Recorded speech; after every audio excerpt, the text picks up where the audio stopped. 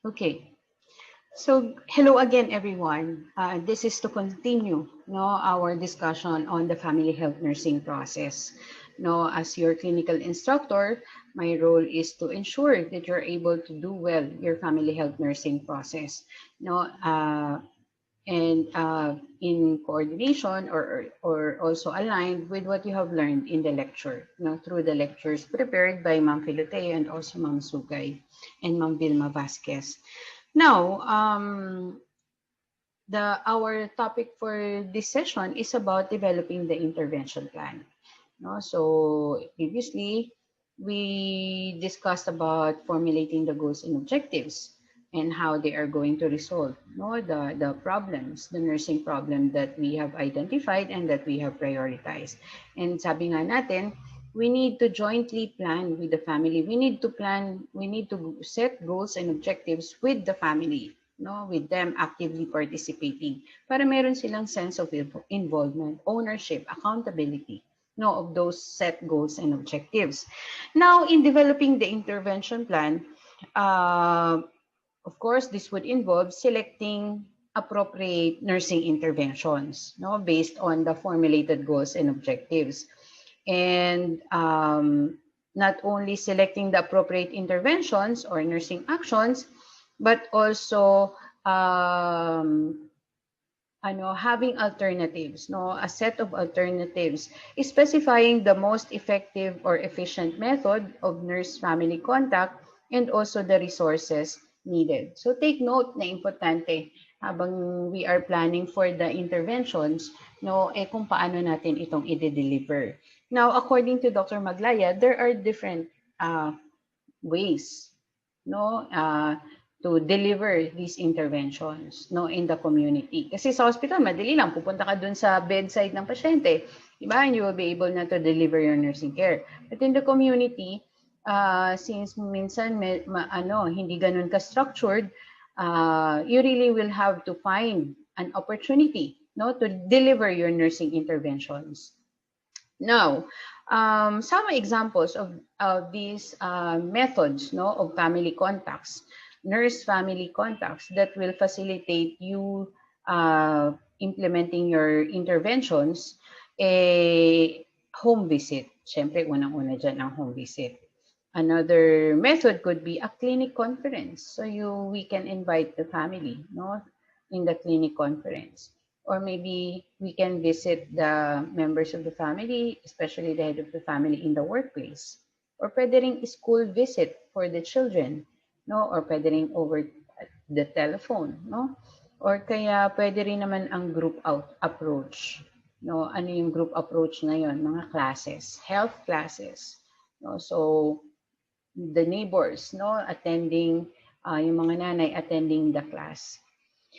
And also, pwede rin naman, mails, letters, At lalo na ngayon, na we are now in the digital revolution. There are a lot of ways on how we can reach our clients. We can do vlog, yung nagba-vlogging. Pwede rin ito. I am recording the session. So you can also record your session and then maybe, show it to the family. So it will just it will require creativity, ingenuity sometimes, resourcefulness on how creative ways on how you can ensure that the planned interventions are implemented with the family. Okay. The resources also has to be planned carefully, including the materials. Ano ba to? Yung mga supplies, the equipment that you're going to need, the teaching aids, also the visual aids, yung mga visual materials natin, yung handouts, charts, if you need them to facilitate the discussion, o kaya yun nga, yung ngayon, mga videos, yung computer, yung laptop, or yung projector maybe if you're going to need it. So, o kaya yung cellphone, o kaya yung iPad nyo, o kaya, o kaya pwede rin yung TV. So, we have to plan carefully for the resources that we're going to use. And also,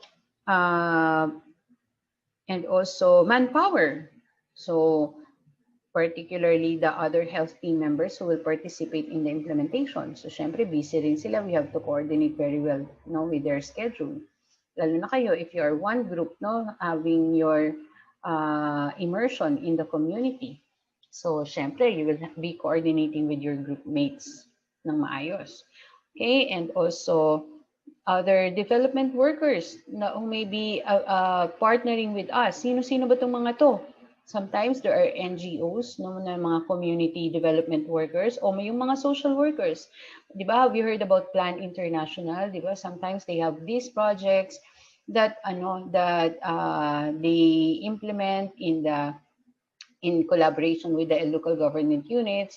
At syempre, itatap nila doon yung mga health centers in that particular LGU. No? So, they will be collaborating with the municipal health officer and then, of course, the nurse, no? The public health nurse in that particular barangay.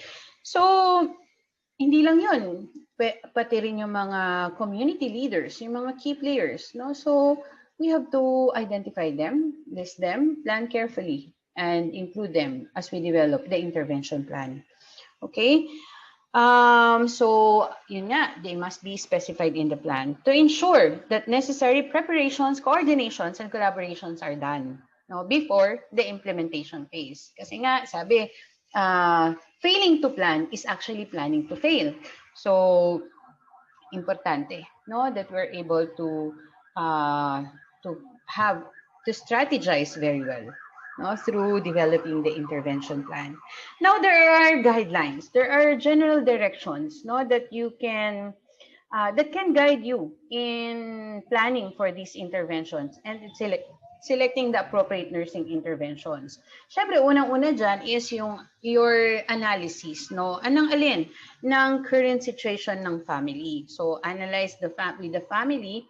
At hindi lang ikaw yung mag-a-analyze. You have to analyze with the family, no, the current situation. And also determine the choices and the possibilities based on the lived experience, no, of the family, of the meanings and the concerns, no, that they have. So, syempre, since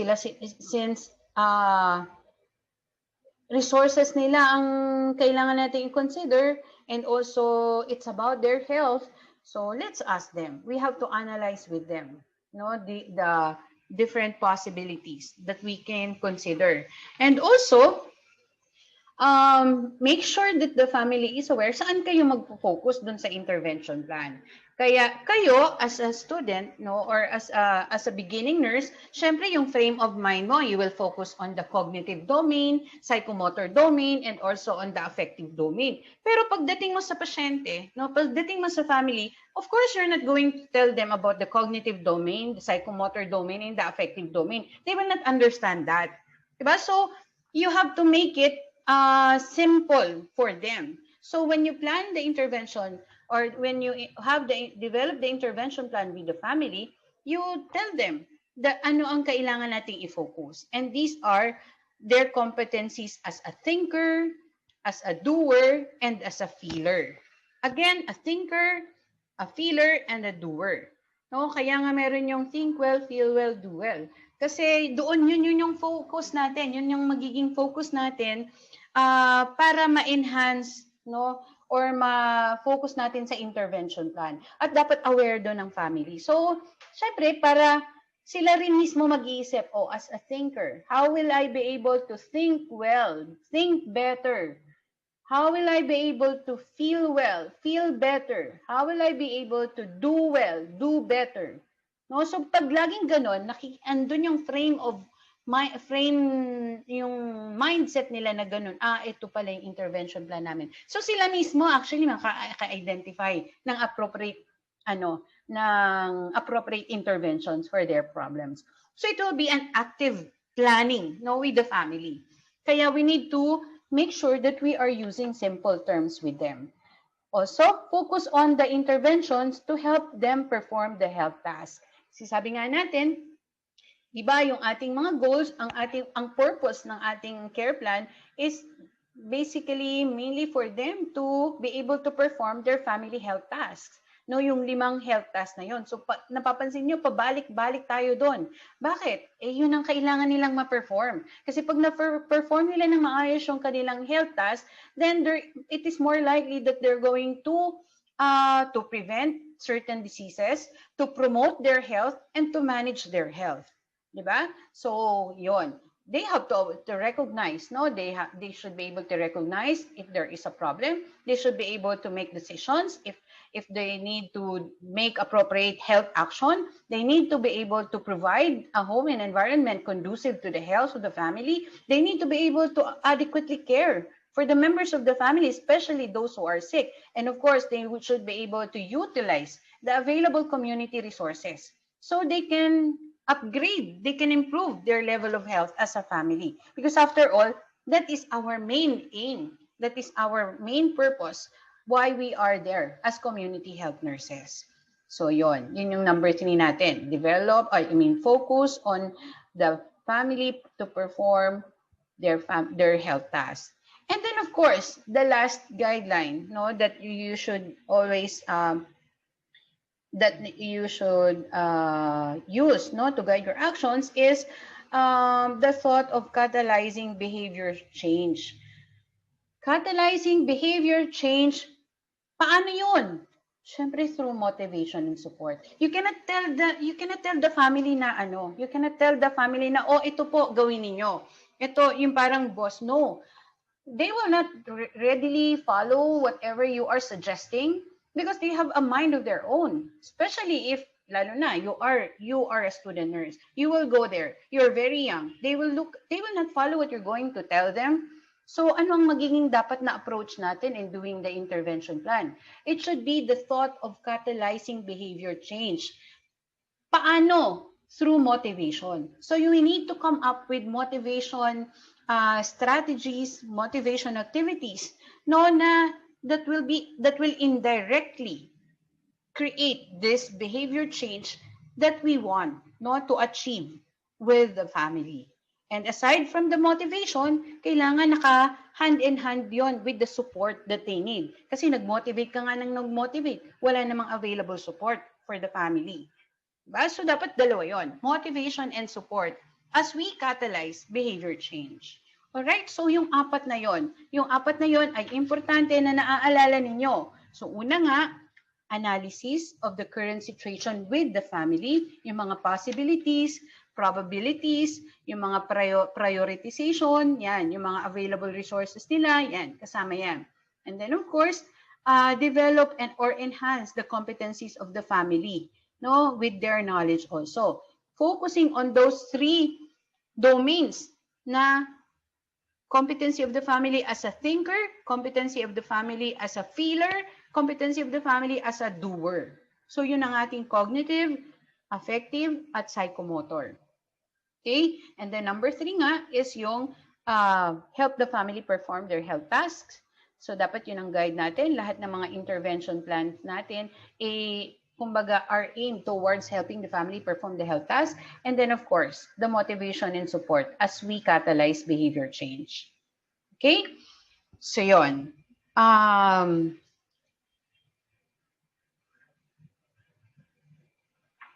Alright. So, Dr. Maglaya actually provided some suggestions on how to do each step. So I think I would also like to include that in this session para mas marami kayong especially that yun nga hindi a lot of you hindi pa na-deliver yung inyong libro. But actually you can read about this because in the book on community health nursing by Araceli Maglaya, because she wrote a very exhaustive chapter on planning, and her methodology, her framework is very thorough. Kaya nga ang kanyang framework ginagamit natin also teaching other neighboring countries, other Asian countries. Yung framework ni Maglaya, tinuturo natin yon. So dapat tayong mga Pinoy mas marunong tayo dito sa framework na to, diba? Tayo mga Filipino nurses. So yun nga, I think I would like to start muna yung exploring with family choices, possibilities based on lived experience of meanings or concern. No, family life and nursing practice, according to Benner and Rubel, no, as cited by Dr. Maglaya, as written by as shared by Dr. Maglaya in her book, family life and nursing practice are both phenomenological, unified realities, no, of experiencing the self, interacting with others in specific situations that are affected by meanings, concerns, emotions, past experiences, and also the anticipated future. Now, the appropriateness of the nursing intervention is therefore dependent upon the lived meaning of the experience of the family members with each other and with the nurse. Now, given the current situation and also the possibilities in health and illness realities. Take note, the health and illness realities. So, kailangan, di ba, minsan, lalo na pag one is a young nurse, masyadong idealistic yung mga naiisip na interventions. Pero when you go out there in the community, you will see what is doable, no, based on the reality of their situation. And that you will be practicing a non-judgmental attitude. It doesn't mean that the family will not be able to do what is ideal, parang it is making them less of a family. No. What we need to do as a nurse, no, in the community is to help the family discover little by little their strengths as a family, no, and continuously improve. No, not because judging them based on what they are capable right now, based on their lived experience right now, will only limit also their growth as a family. And we're not doing our work effectively as a nurse if ganun ang ating attitude. Okay, so because family health nursing practice is a phenomenological experience for the family and the nurse, the family becomes an active participant, no, in the application of the nursing process. They are not passive recipients. They are active participants. We do things with them. No, at dapat maramdaman nila si inyo 'yon. No, hindi tayo hero, superwoman, superman that will go out there in the community to solve their problems. We are going there to work with them. At dapat ay yon, you are radiating you are radiating that kind of kumbaga attitude, no, towards them. Para sila rin ganon. Kasi mamaya kapag kasi out of compassion, sometimes we are hindi natin napapansin na parang na pala ang nagiging tingin na ng family, ay nandito na si nurse, ay nandito na si doktor, masosolve na yung dapat yung mga problema namin. Dapat hindi ganon ang maging pananaw nila. No? Okay. So, the family and the nurse, both needs to analyze and understand the current situation. So, hindi lang yung family, minsan lalo na ang nurse. Kasi, hindi tayo nila kasama everyday. It's only during that nurse-family contact that we are able to get to know them. It's only because we have gathered the assessment database, kaya nalaman natin. But sometimes there's more to it than what meets the eye. You really have to spend time with the family, and while we spend time with them, doon, slowly, na-unravel, no, nakikita natin, nalalaman natin, ano pa yung mga, little things pero will also affect, no, the attitude of the family towards resolving or improving their level of health.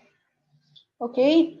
So yon. So to ensure appropriateness of the nursing intervention, the nurse needs to explore with the families. Baka naman plano ka ng plano, mag-isa mo lang, hindi pala yun appropriate sa family that you're serving.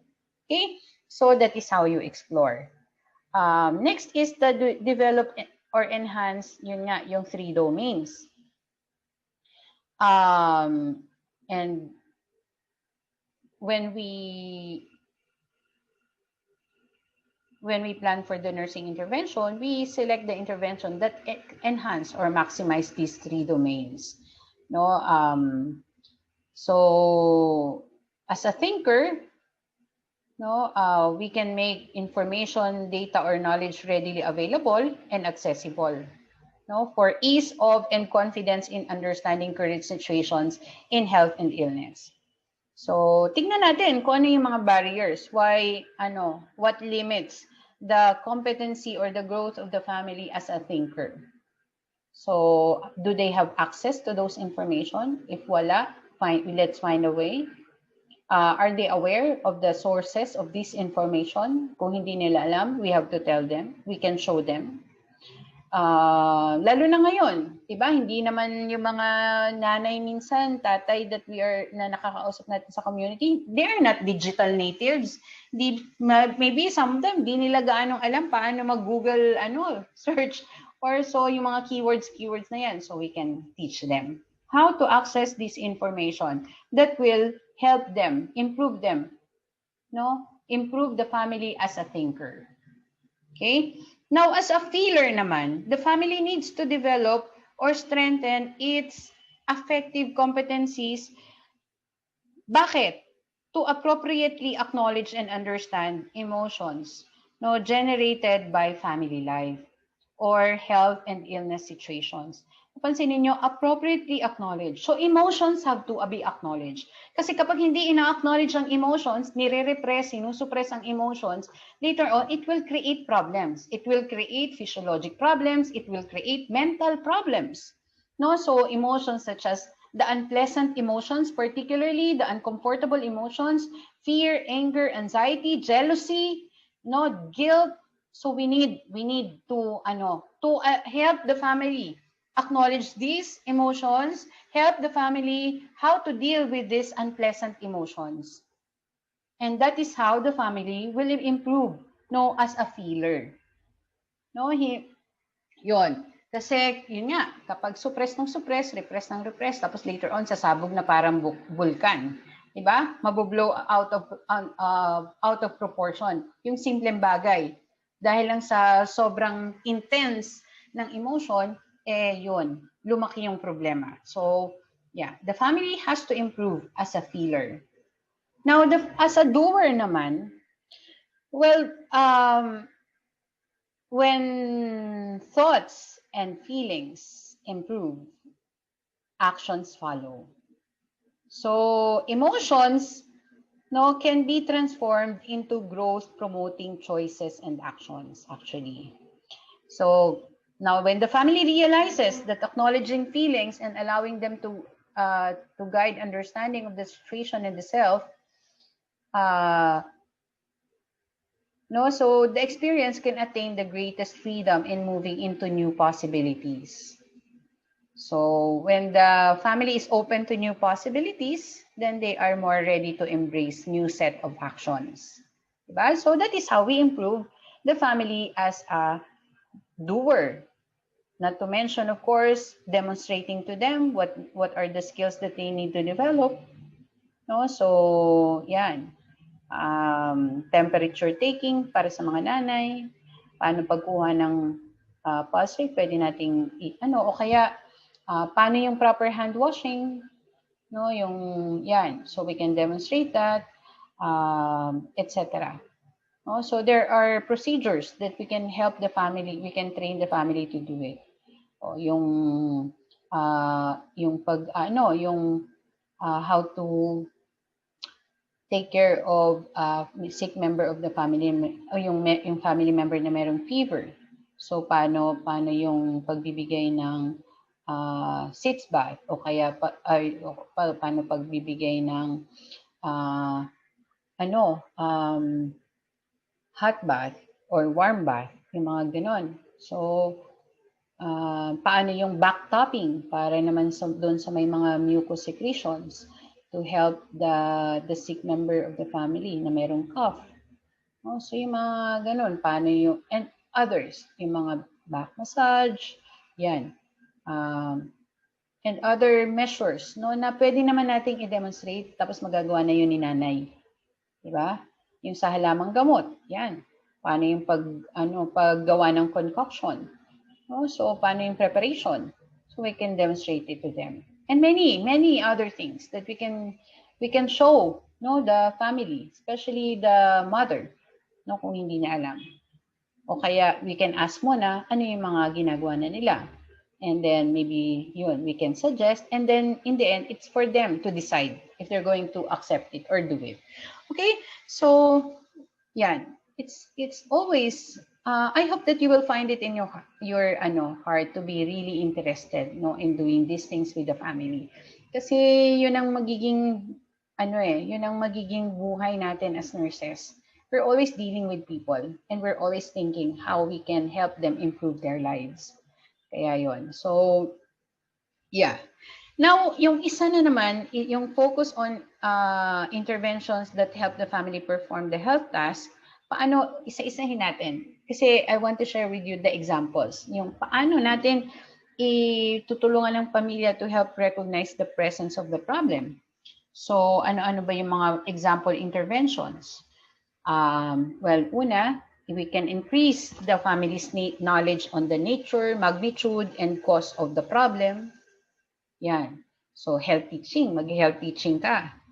Tapos, we need to help the family see also the implications of the situation. Yung consequences nun sa pamilya at sa bawat miyembro ng pamilya.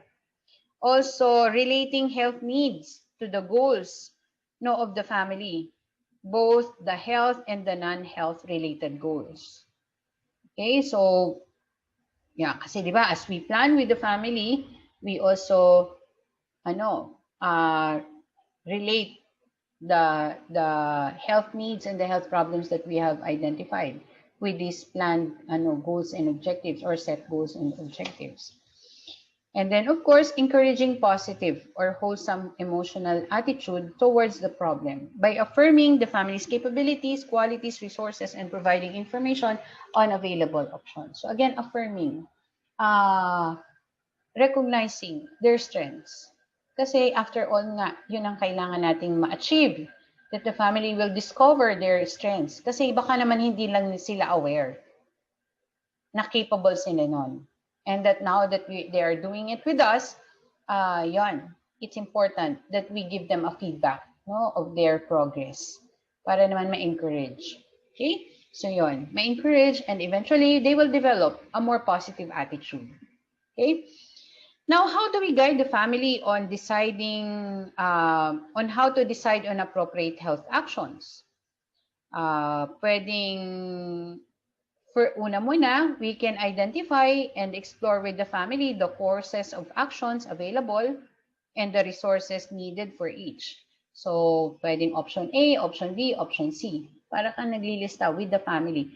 O tatay, nanay, ano kaya sa tingin ninyo ang pwede nating gawin dito? Lista po natin para makita natin later on at makapili kayo kung ano kaya. So, yon. And then, number 2, discussing the consequences of each course of action available. So, option A, option B, option C, ano yung mga kailangan para magawa yung option A, option B, option C, and then ano yung possible consequence ng option A, option B, option C, and then analyze naman kapag hindi nagawa. Anong mangyayari kapag hindi ginawa si option A, option B, at option C? So, ganon. So, doing that with the family will help them definitely. Ito pala mangyayari kapag hindi namin itong ginawa si option A. Ay, mas matindi pala ang maging epekto. O sige, si option A na lang ang gagawin natin. O kaya, ito yung mga resources na kailangan para gawin si option A. Ay, meron tayo niyan, meron kami niyan. So, nurse, sige, ito ang gagawin namin. Okay, gets? Next naman, how do you help the family develop that commitment to provide nurse care to the members of the family? Ito, madali lang naman to kasi kumbaga naturally, family care for each other naman, di ba? Pero ang ano naman dito is how. So the nurse, tsaka hindi lang how, kundi yung unang-una mo na yung confidence. Because sometimes sasabihin, ay naku, baka ayokong gawin yan kasi baka hindi yan ang tamang gawin para sa kanya. So especially kapag merong mga family members na may na-stroke o kaya merong mentally challenge or kaya, so sometimes the family members, takot sila mag-alaga. O kaya meron yung mga, yung mga na-stroke, mga quadriplegic, paraplegic patients. So, hindi makalakad, hindi makagalaw, hindi hindi makapagsalita, mga ganon. So, yeah, natatakot. Or kaya yung mga na-aksidente, maraming mga tahi-tahi katatapos ng operasyon. Minsan natatakot yung members of the family to take care those sick members. So we need to help them develop the confidence in providing nursing care to their sick member. Kasi it's not all the time that a nurse will be available to care for the sick member. After all, our role in the community, yun nga, is to help the family find their strengths. At anong isang strength nila? Eh di to utilize their own manpower. Sino-sino yung manpower who can take care of the sick member of the family? Eh di syempre mula dun sa nanay, sa tatay, at sa mga kapatid o pwedeng mga relatives. So they can exhaust that. So kaya importante ang role ng nurse. We can help them. We can increase their confidence to adequately care for the sick member of their family. Diba? And so they're able to perform their health task. Okay? So yan, yung mga disabled independent member. So paano natin i-increase ang confidence nila so they can take care of those sick members of the family? Well, syempre, we have to show them. We have to demonstrate to them. We need to conduct practice sessions with them on certain procedures, treatments, or techniques. No, of course, when we conduct these sessions, we have to make sure that there are readily available low-cost materials and equipment that are going to be needed. Kasi magkakanda ka nga ng practice sessions, ang mga resources naman na ginamit mo igaling sa'yo na wala namang ganun ang family. No? So dapat, pag magkakanda ka ng practice sessions, you have to make use of what is available. Okay? No? Yun ang pagiging resourceful natin. And yung ating mga creative skills, pwedeng gumamit ng mga alternative materials, no, that still meet, no, or that is still aligned with the principles. Okay, so yan. Now, so marami tayong gawin to help the family provide for nursing care to its members of the family. Dr. Maglaya mentioned about contracting. Contracting is a creative intervention that can maximize opportunities to develop the ability and commitment of the family to provide nursing care to its member. So, contracting is an intervention whereby the nurse creates a situation in order that the client learns to achieve a specific health-related behavior through a sequentially arranged explicit steps and conditions or elements jointly identified by both parties, the nurse and the family.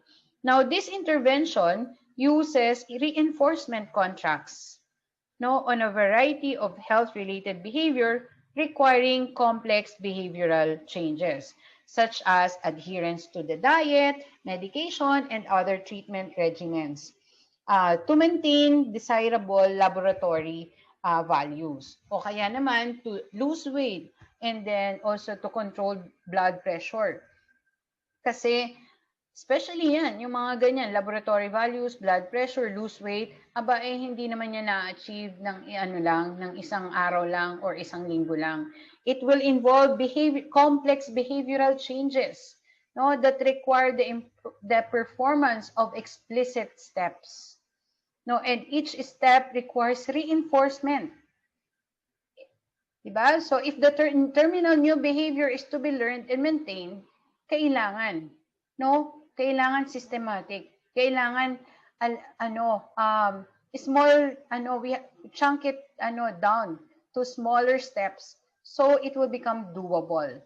And this is can be achieved through the contracting method.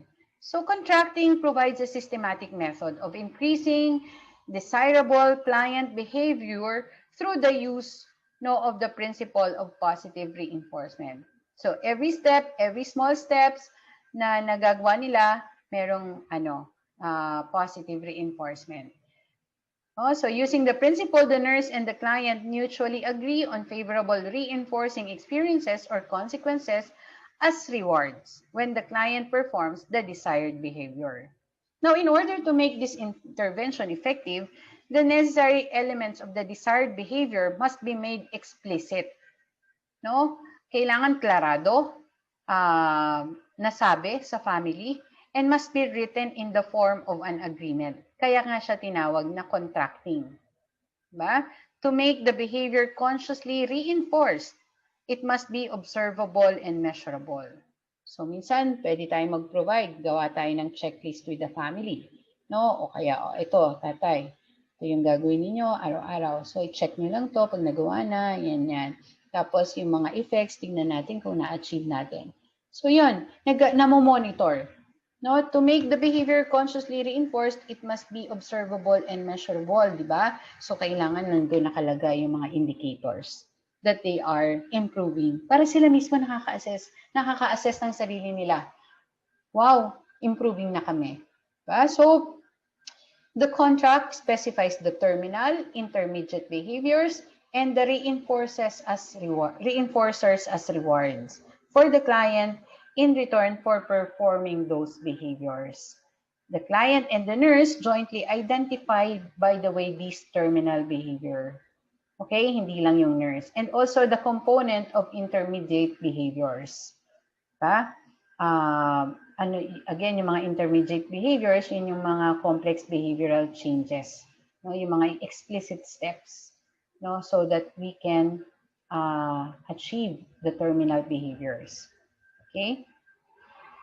Yan. So, contracting is a very good intervention, no, on patient adherence to healthcare prescriptions. Lalo na non-compliance is a more common problem among people in the community. Some people in the community do not comply with the therapeutic regimen.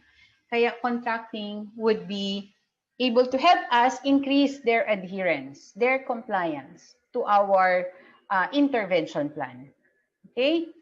Also, we specify in the contract the method for monitoring the behavior through recording. Yung checklist lang ba?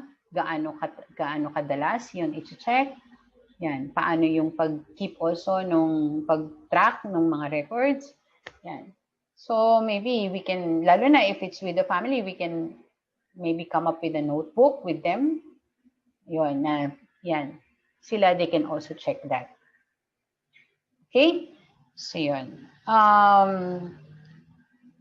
Next is, how do we help naman the family enhance their capability to provide a home and environment conducive to health?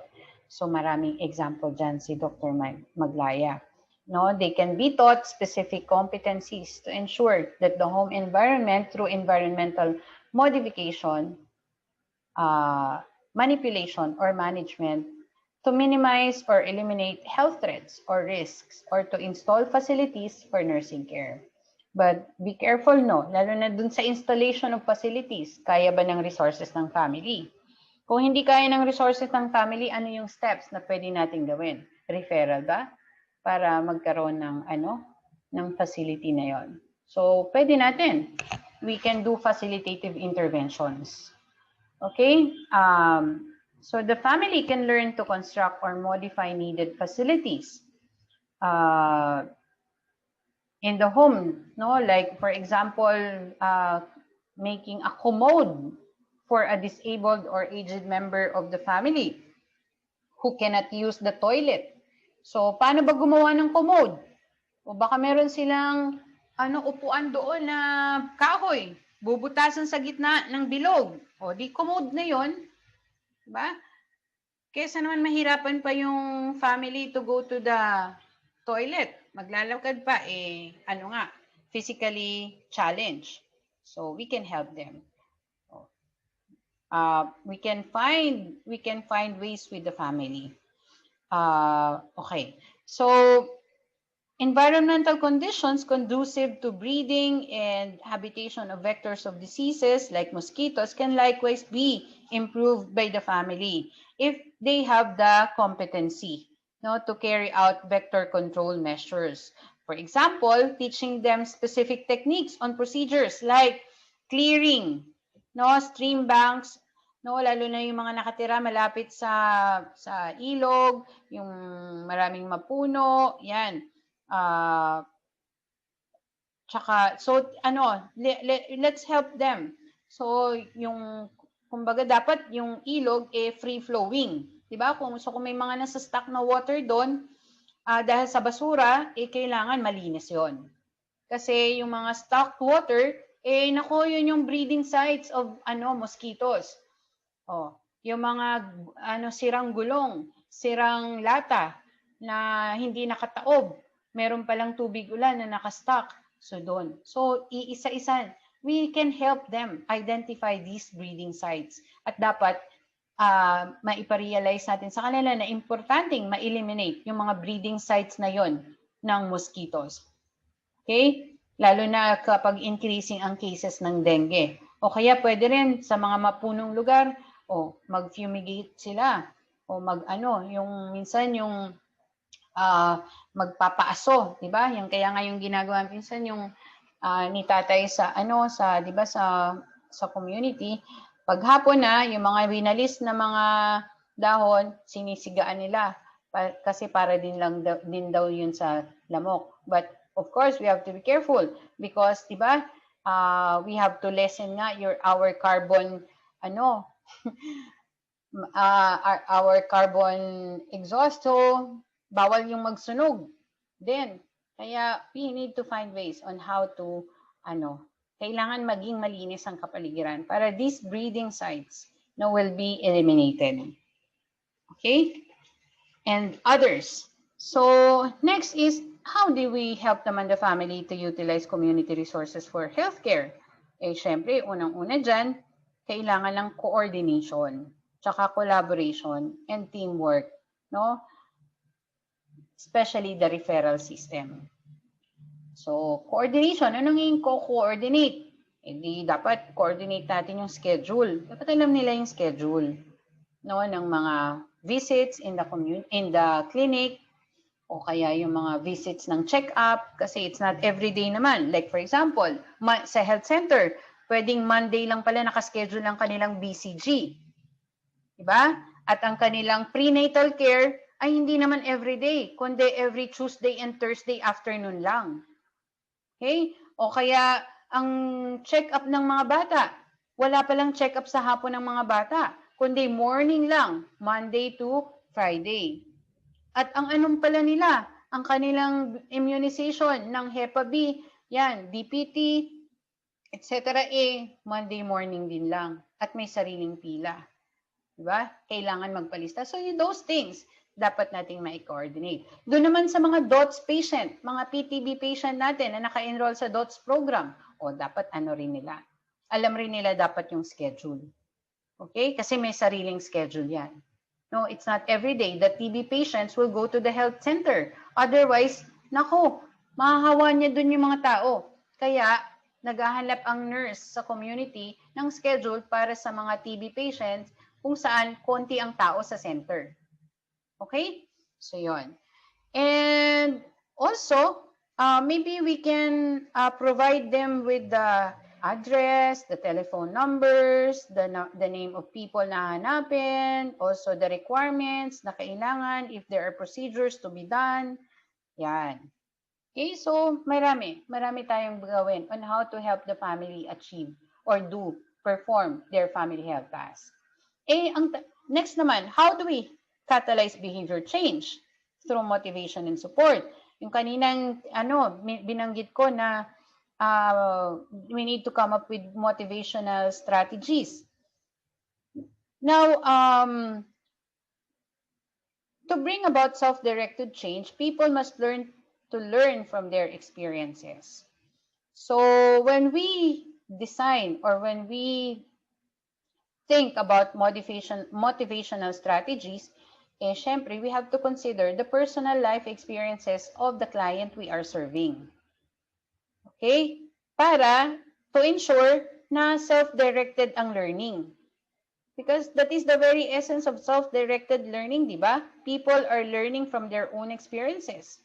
Without their own experiences, it will be difficult for them to achieve self-directed learning because it is the very experience of each events and circumstances ng pasyente or ng family ang mag-guide rin sa kanila on what to do the next time or the next day. Okay? So, Frequently, people have learned to defend against the potential lessons of experience when these threaten existing equilibrium, no, whether in the person or in the social system. Kasi meron na silang mga learned experiences that help them already cope. Okay? So, yon. Help them already to survive. So, we need to consider this. We need to be knowledgeable about these learned experiences of the family or of the client. In order to help people lower their defenses and allow themselves to experience the needed change, it is necessary to have a learning environment that nurtures this change also. Okay, so aside from considering their personal learning experiences, especially from the past, kailangan we have to cultivate that environment as we work with the family, a positive attitude towards change. No? So we have to examine yung kanilang attitude about change. And if you try to recall the theory of Kurt Lewin, di ba, yung change theory, so during the first stage, unfreezing, talagang maraming comfortable emotions dyan. No? So we don't easily give up if the family do not want to change kasi maybe nasa first stage pa lang sila. But we all know na bago magkaroon ng change, magkakaroon muna ng unfreezing, no? Magkakaroon naman muna ng forming, and then the refreezing. So yon. So it's important also that your knowledge about these frameworks will help you, implement this very well. So yeah, the change agent can help the client put to maximum use valid knowledge through concern for human values or human needs or the use value of a given piece of knowledge. Also for security, trust, self-esteem, self-identity, group esteem, and group identity. And also accurate and appropriate preparation and transmission of messages.